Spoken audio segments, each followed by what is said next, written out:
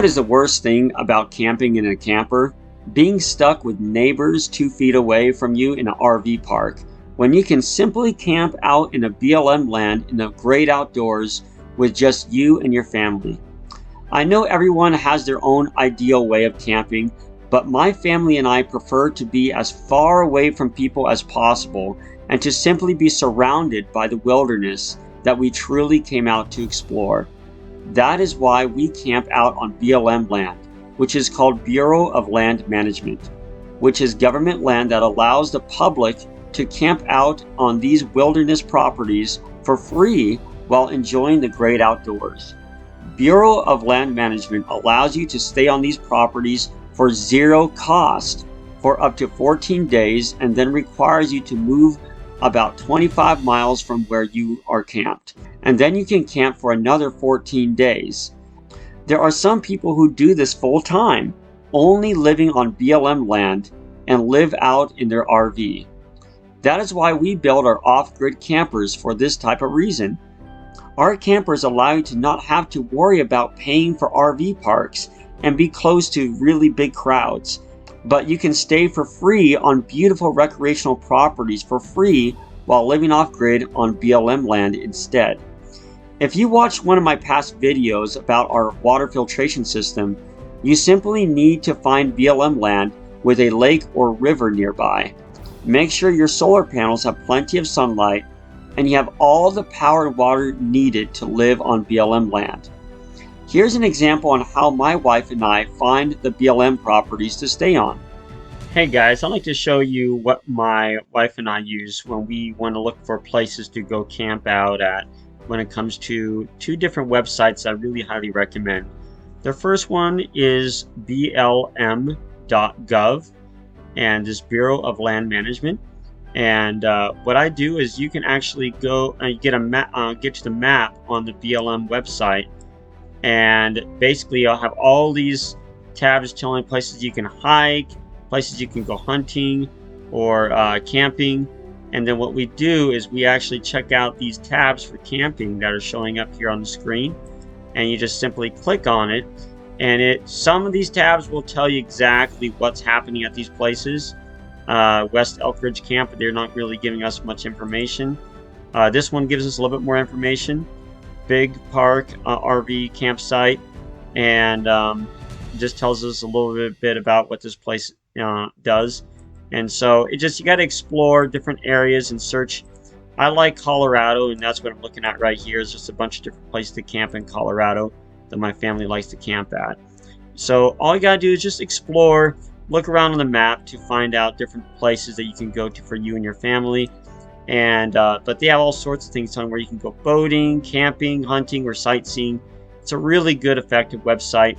And my family liked doing this in Colorado, where we went around something called a belt route, I believe it's what it's called, and we were able to use this as a perfect roadmap for us to check out places we can go to.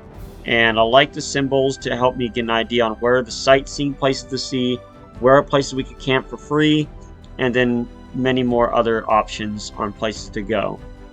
Now the next one we really like is a website called freecampsites.net.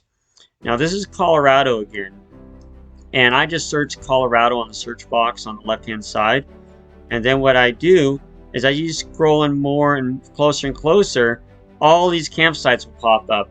And to be honest with you, I feel this website is way better than the blm.gov.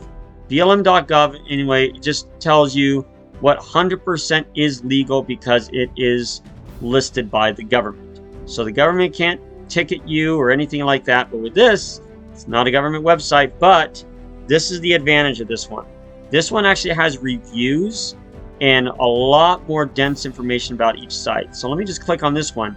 This one has 4.5 stars. That's really good. Great dispersed campsites all along the river. So it's along a river. That's good. And there are many along this road, and we have had no problem finding a spot for the night. Only a couple are truly RV. So actually, I guess you click on it, and you get a lot more information. So, and they give you like a 5-day forecast of that area. They give you the GPS coordinates, and sometimes they'll give you an address.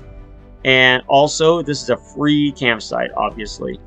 And then you can look at reviews of what people are saying about that campsite. Really effective, guys. And so actually, this is the #1 source that my family uses when it comes to campsites. But we do like going on the BLM site just to verify if it's okay to use. But in general, everything here has been pretty legal, and knowing places to go. Like here, we stayed here in our camper one night over Memorial Day weekend. It was absolutely packed. Many of the sites held 5+ campers, trucks, and tents and more. So maybe if you don't want to go there, if there's a lot of people who know about that one. So some places are packed, other places are not. But all this stuff I'm showing you right here are absolutely free. All right. So that's what I challenge you to do. I'll leave this in the description below the video. But go to freecampsites.net or to blm.gov, and there's plenty of other websites showing free places to camp.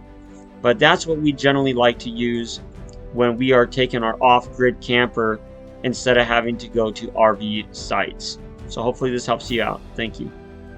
So guys, if you love paying for a spot in an RV park with loud neighbors, then I welcome you to stay in an RV park.